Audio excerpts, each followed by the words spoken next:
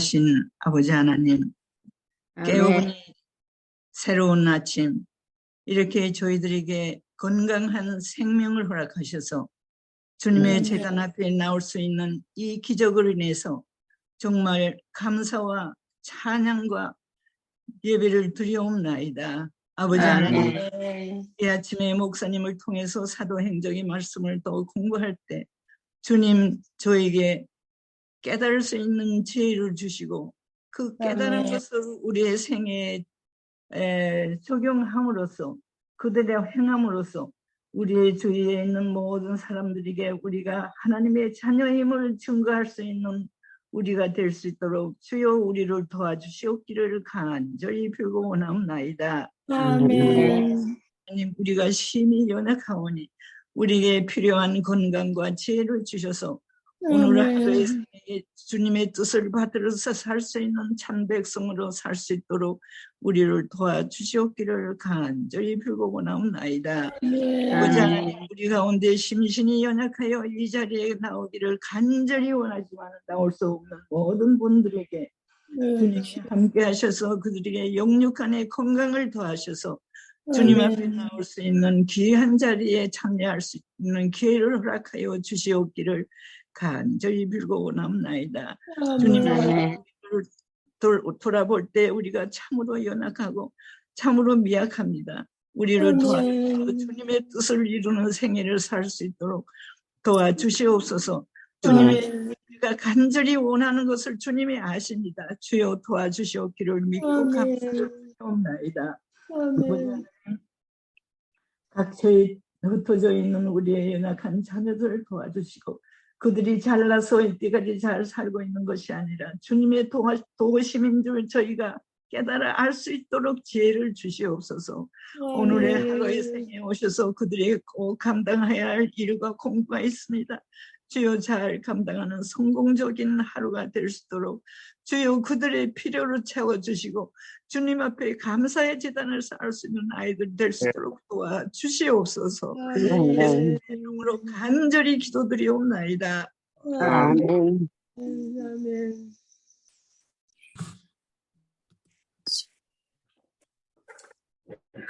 예, 안녕하십니까? 안녕하세요. 안녕하세요. 예, 이번 주에는 우리가 사도행전을 나가지 아니하고 이번 안식일에 배울 그 13과 과정 공부를 하도록 하겠습니다. 그래서 오늘은 일요일 소지를 하고요. 내일은 월요일 소지 이렇게 쭉 해가서 한 주일 동안 과정 공부를 하도록 하겠습니다. 그 이유는 이 12과 13과가 다른 때도 말씀해 줬지만 굉장히 좋아서 한 번 하고 지나가기가 너무 아까워요. 그래서 이번 한 주 동안 함께 과정 공부를 하도록 하려고 합니다. 그래서 오늘은 일요일 거, 내일은 월요일 거, 화요일 거, 수요일 거, 목요일 거 이렇게 공부하도록 하겠습니다. 매일 아침에 한 소리씩 공부하도록 하겠습니다. 그런데 먼저 오늘 총 제목이 고난당하신 그리스도, 고난당하신 그리스도. 그 다음에 그 기억절을 보면 제9시쯤에 예수께서 크게 소리질러 이르시되 엘리 엘리 라마 사박다니 하시니 이는 곧 나의 하나님 나의 하나님 어찌하여 나를 버리셨나이까 하시라. 이 마태복음 27장 46절은 성경 전체에서 인간의 고통을 초월한 그 예수님의 깊은 희생과 고난을 이야기하는 절입니다. 그래서 이 마태복음 27장 46절이 하나님의 사랑이 얼마나 큰지를 나타내는 성경절이다. 그렇게 얘기합니다. 근데 이 말씀은 시편 22편에 있는 말씀을 인용하신 건데 시편 22편을 그래서 뭐라고 말하냐면 구약의 복음이다. 그래서 예수님의 십자가를 공부할 때에 시편 22편을 함께 공부합니다. 이제 오늘은 잠깐 보겠습니다. 일요일 날은 예수님의 초기 생애, 탄생부터 예수님께서 침례 받으실 때까지, 즉 약 한 30년의 기간을 오늘 아침에 공부하도록 합니다. 그 다음에 월요일 서지에는 사람들의 멸시와 거절을 당하심, 침례 받으신 때로부터 겟세마네 동산까지를 공부합니다. 그 다음에 화요일 날은 겟세마네 동산의 예수님, 그래서 예수님께서 겟세마네 동산에서 인류의 죄짐을 지시기로 결심하신 내용, 그 다음에 수요일 날은 십자가에 달리신 하나님, 십자가에 달리신 예수님에 대해서 공부할 테고요. 목요일 날은 고난당하신 하나님, 그래서 예수님께서 십자가에 달려 돌아가실 때에 거기서 일어난 다른 사건들, 그리고 그 결과를 통하여 우리에게 주신 영생에 대한 그 소망, 그것을 공부하도록 하겠습니다. 오늘 예수님의 초기 생애 그렇게 이야기를 하는데요. 여기 오늘은 이 과정책에 나오는 성경절을 중심으로 해서 좀 공부하려고 합니다. 여기 누가복음 2장 7절이 나옵니다. 첫 번에. 그러면 예수님의 초기 생애 가운데 누가복음 2장 7절이 나오는데 뭐라고 나오냐면 첫 아들을 낳아 강보로 싸서 구유에 뉘었으니 이는 여관에 있을 곳이 없음이로라. 그래서 시간적으로 제일 첫 번이 뭐냐면 예수님의 탄생입니다. 그런데 우주의 왕이 이 땅에 탄생하는데 어떤 환경에서 탄생하시는가? 예수님이 탄생하실 때에 그 좋은 장소에서 태어나지 아니하고 구유에 뉘었으니, 어떤 분도 이 자리에 이 아침에 구유에서 탄생하신 분 아무도 안 계실 겁니다. 아마 좋은 장소에서 탄생하셨을 겁니다. 그런데 하늘 보좌에 계셨던 그분이 인간의 몸으로, 정말 무한 차원의 분이 인간의 몸으로 이 땅에 탄생하셨습니다. 근데 여기 누가복음 2장 7절에 말하기를 첫 아들을 낳아 강보로 싸서 구유에 뉘었으니 이는 여관에 있을 곳이 없음이로라. 예수님께서 탄생하신 장소도 빌려서 이 지상에 탄생하셨습니다. 예수님의 고난은 십자가에서도 물론 고난을 당하셨지만 한평생이 태어나면서부터 돌아가실 때까지 전체가 다 예수님은 고난의 발길을 걸으셨습니다. 어떻게 보면 예수님의 한평생은 핏길을 걸으셨습니다. 고난의 행보를 하셨습니다. 그래서 예수님의 생애 전체가 바로 곧 고난의 생이었다 하는 것입니다. 그 다음에 두 번째 성경절이 22절부터 24절이다 그렇네요. 22절부터 보면 모세의 법대로 정결 예식의 날이 참에 아기를 데리고 예루살렘에 올라가니, 그래서 조금 전에 2장 7절은 베들레헴의 이야기고 이제는 다시 얼마 지난 후 예루살렘 성전에서의 예수님의 그 가족 모습을 보게 됩니다. 23절 이는 주의 율법에 쓴 바 첫 해에 처음 난 남자마다 주의 거룩한 자라 하리라 한 대로 아기를 주께 드리고 24절이요 또 주의 율법에 말씀하신 대로 산비둘기 한 쌍이나 혹은 어린 집비둘기 둘로 제사하려 함이더라. 근데 제사를 지내는데 양을 가져오지 못하고 비둘기를 2마리 가져왔다 그랬습니다. 예수님의 가정은 참으로 어려워가지고 양을 드릴 수가 없었어요. 양을 살 돈이 없었습니다. 예수님은 굉장히 가난한 가정에 탄생하셨습니다. 그러므로 가난한 모든 자들의 심정을 잘 이야기하시고 알고 계십니다. 근데 여기 뭐라고 그러냐면 참조해놓고 레위기 12장 6절부터 8절 그렇게 적어놨습니다. 그러면 레위기 12장 6절부터 8절을 보면 이렇습니다. 아들이나 딸이나 정결하게 되는 기한이 차면 그 여인은 번제를 위하여 1년 된 어린 양을 가져가고 속죄제를 위하여 집비둘기 새끼나 산비둘기를 회막 못 제사장에게로 가져갈 것이요 제사장은 그것을 여호와 앞에 드려서 그 여인을 위하여 속죄할지니 그리하면 산혈이 깨끗하리라.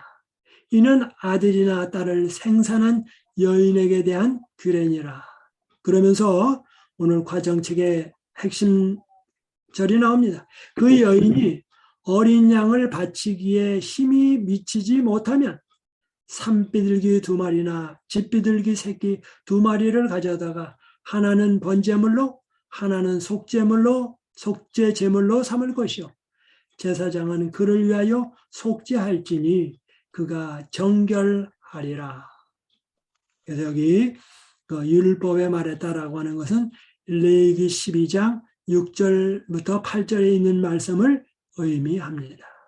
그래서 예수님의 가정은 정결 예식을 할 때에 비둘기 2마리로 정결 예식을 행하셨습니다. 베들레헴에서는 9일에 탄생하시고 예루살렘에 올라가서 제사 지낼 때는 돈이 없으셔서 비둘기 2마리로 하시고 이제 세 번째 성경절입니다. 마태복음 2장 1절부터 18절을 읽어보라 그랬습니다. 그래서 여기 누가복음은 이 제일 첫 번에 예수님의 탄생, 즉 목자들에게 나타나신 사건이고 마태복음 2장은 동방박사들이 와서 예수님께 제물 드리는 것에 관한 이야기입니다. 근데 여기 2장 1절부터 18절인데요. 다 읽지 아니하고 오늘 그 해당하는 성경절만 좀 보겠습니다. 13절, 14절, 15절입니다. 그들이 떠난 후에 그들이라는 말은 황금과 유향과 모략을 예물로 드리고 난 자들이 떠난 후에 그들이 떠난 후에 주의 사자가 요셉에게 현명하여 이르되 헤롯이 아기를 찾아 죽이려 하니 일어나 아기와 그의 어머니를 데리고 애굽으로 피하여 내가 네게 이르기까지 거기 있으라 하시니. 동방박사들이 와가지고 황금과 유향과 모략을 예수님의 가족에게 선물로 드렸습니다. 그런데 그 나라에 있던 왕 헤롯 왕은 그를 죽이려고 했습니다. 예수님은 탄생하자마자 살해의 위협을 느끼셨습니다. 그래서 말합니다. 헤롯이 아기를 찾아 죽이려 하니 일어나 아기와 그의 어머니를 데리고 애굽으로 피난하여 내가 내게 이르기까지 거기 있으라 하시니라. 애굽으로 예수님의 가정은 피난 갑니다. 해외로 갔습니다. 근데 해외로 가가지고 이 애굽에 가가지고 이 일할 거리가 마땅한 것이 없었습니다. 그래서 이언의 시는 말합니다. 예수님의 가정은 그곳에서 그 동방 박사들이 가져온 이 예물들을 팔아서 생계에 사용했다. 예수님의 탄생 시 들어온 선물을 팔아서 생계에 사용했다. 얼마나 어려운 가정이었습니다. 14절입니다.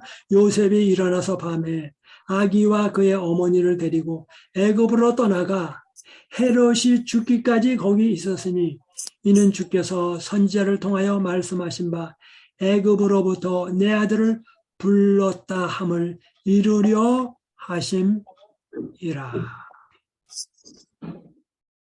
첫 번째는 구유에 탄생하시고 예루살렘에 가셔서는 비둘기 2마리로 제사를 지내고 그 다음에 그 예수님은 애굽으로 피난 가셨습니다. 그리고 이제 어떤 사건이 벌어집니까? 이렇게 말하죠. 이 구절들은 예수님께서 어떠한 환경에 태어나시고 사셔야 했는지에 대한 어떤 이야기를 하고 있는가 우리가 공부를 했습니다. 그 다음에 이제 과정책 그 밑에 조금 내려가 보면요. 굵은 글씨입니다. 요한복음 1장 46절을 읽어보라. 이 구절에는 예수님께서 유년 시절에 직면했어야만 했던 시련을 이해하는 데 도움을 주는 어떤 요소가 기록되어 있는가. 그러면 이제 요한복음 1장 46절을 한번 읽어보겠습니다. 요한복음 1장 46절입니다. 나다니엘이 이르되 나사렛에서 무슨 선한 것이 날 수 있느냐. 빌립이 이르되 와서 보라 하니라. 여기 나사렛에서 무슨 선한 것이 날 수 있느냐. 평판이 안 좋은 동네, 어려운 동네, 그런 곳에서 예수님은 자라셨습니다. 30세까지 몫으로서 예수님은 그곳에서 계셨습니다. 정말로 안 좋은 동네에 산다는 것은 참으로 어렵습니다. 저는 중학교 다닐 때에 시골에서부터 버스를 타고 휴경동에 와서 그 옆에 이제 광신 학교가 있었는데요. 그 뒤에 학교를 다녔는데 늘 버스에서 내리면 깡패들이 저한테 돈을 뜯으려고 달겨듭니다. 그래서 매일 학교 가는 것이 참으로 힘들고 어렵습니다. 그 다음에 거기서 버스를 타고 말미라고 하는 곳인데요. 거기서 내리면 기찻길에서 다른 친구들이 저를 또 때리려고 또 몇 명이 늘 기다리고 있습니다. 그래서 학교에 도착할 때에 어렵고 또 집에 올 때 어렵고 근데 그것을 부모님에게 차마 이야기할 수가 없었습니다. 그래서 매일매일 학교 가는 날마다 고난의 시기였습니다. 그런데 예수님께서는 이런 나사렛이라고 하는 동네에서 자라셨습니다. 그런데 나사렛이라는 동네는 경제적으로도 어렵고 또 동네 사람들도 그렇게 좋은 사람들이 아니었습니다. 바로 예수님은 이런 환경에서 지내셨습니다. 많은 사람들이 욕하고 불평불만하고 싸우고 하는 것을 예수님은 보셨습니다. 예수님은 하늘에 계시다가 이 땅에 오신 분인데 그렇게 그 죄악으로 찌들어진 세상 사람들의 말과 얼굴과 모든 것을 보실 때마다 마음속에 큰 아픔을 느끼셨습니다. 그런데 예수님은 이 죄가 없는 분이 이 죄악 세상에 우리와 같이 함께 거하셨습니다. 무엇 하시려고요? 우리를 위해서 십자가에 달려 돌아가시고 흠없는 어린 양이 되시고 우리를 도와주시기 위해서 그렇게 하셨습니다. 여기 과정책 179페이지에 시대의 소망 72페이지를 언급한 구절을 제가 읽어드리겠습니다. 그리스도께서는 이 세상에 살았던 사람 중에서 유일하게 죄 없는 분이셨다. 그러나 그는 거의 30년을 나사렛의 사악한 사람들 가운데 사셨다. 죄 없는 분이 죄악의 세상에 거하는 것조차도 큰 고통이었습니다. 그런데 그런 사람들 가운데 사셨다. 이 사실은 흠없는 생애를 살자면 장소, 재산, 번영에 의존해야 한다고 생각하는 사람들에게 한 견책이 된다. 바로 예수님이 이런 데 사셨어요. 그러함에도 불구하고 올바로 사셨습니다. 시험, 빈곤, 역경이야말로 순결과 확고 부동함을 개발시키는 데 필요한 수련이다. 빈곤, 시험, 역경 이런 것들이 신앙을 개발하는 좋은 요소들이다. 그래서 편한 것만 좋은 것이 아닙니다. 우리가 기도할 때에 주님 모든 것이 평탄하게 해 주옵소서라고 기도하는 대신에 주님 어떠한 어려움이 오든지 나에게 힘이 없다면 성령께서 힘을 주시고 능력을 주시사 정말로 헤쳐나가게 하시고 영적인 근육이 자라나게 해 주옵소서. 그래서 어떠한 상황에서라 할지라도 주님 찬양하고 기도하고 헌신하는 자가 되게 해 주옵소서. 이런 기도가 차원 높은 신앙인의 기도라고 생각합니다. 그래서 역경과 어려움을 피하는 대신에 몸이 아프면 아픈 대로, 돈이 없으면 없는 대로, 어떤 어려움이 있든지 주님만 찬송하게 해 주옵소서. 아멘. 이것이야말로 전천후 신앙입니다. 그 다음에 그 영감의 말씀 맨 밑에요. 치료봉사 52페이지에 있는 말씀입니다. 예수님의 어린 시절을 가난하게 지내신 예수님께서는 타락한 세대의 인위적 습관으로 물들지 않으셨다. 세상의 습관이 예수님을 물들인 것이 아니라 예수님의 그 사랑과 예수님의 행동이 주위 사람들을 변화시키고 감화를 줬습니다. 이렇게 말합니다. 그분께서는 목수간의 작업장에서 일하며 가정생활의 짐을 지고 순종과 수고의 교훈을 배우시면서 천연계 속에서 휴식을 찾으셨다. 그리하여 천연계의 신비를 이해하고자 애씀에 따라 그 속에서 지식을 얻으셨다. 예수님도 부지런히 배우셨다고요. 주님께서는 하나님의 말씀을 연구하셨다. 아멘. 그래서 예수님은 다른 것에 눈을 들이지 아니하시고 열심히 일하시고 기도하시면서 주의를 하늘의 분위기로 바꾸셨습니다. 여기 오늘 일일 소지의 기도 가운데 이렇게 나옵니다. 죄 없으신 예수님께서 우리의 구원자가 되기 위해 죄 가득한 세상에 인간의 몸을 쓰고 오셔서 겪으셨을 고통을 생각해 보게 하시니 감사합니다. 예수님은 탄생부터 고난의 길을 겪으셨습니다. 가난의 고통을 겪으셨습니다. 동네 사람들이 시대 사망을 보면 예수님께 많이 빈정댔다고 그랬습니다. 그러나 예수님은 그런 것을 다 참으시고 굳건히 사셨습니다. 그래서 우리의 모본이 되셨습니다. 이 끝부분입니다. 기도에 예수님께서 끝까지 저항하셨던 죄가 저에게도 혐오스러운 것이 되게 해 주옵소서.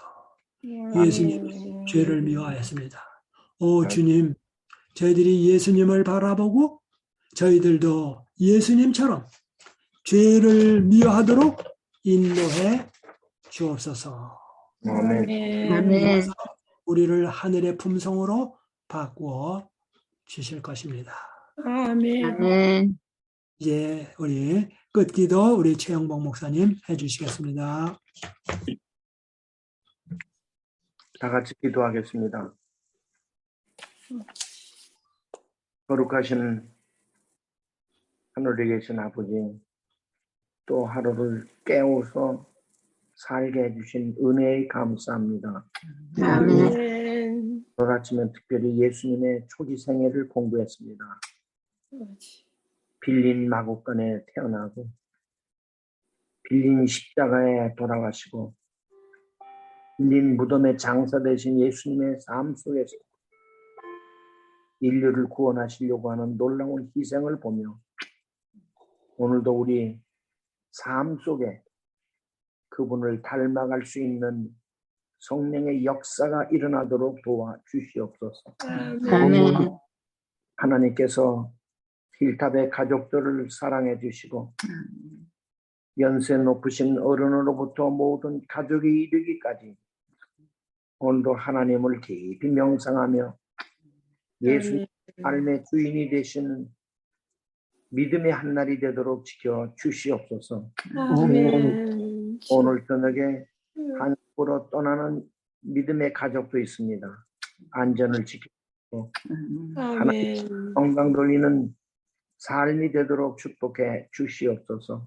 아멘. 오늘도 힐탑에 출석하는 모든 가족들을 눈동자와 같이 지켜주셔서 연주지 않도록 도와주시고 영광된 한날이 되도록 축복해 주실 것으로 믿고 감사하며 예수님으로 간절히 기도합니다.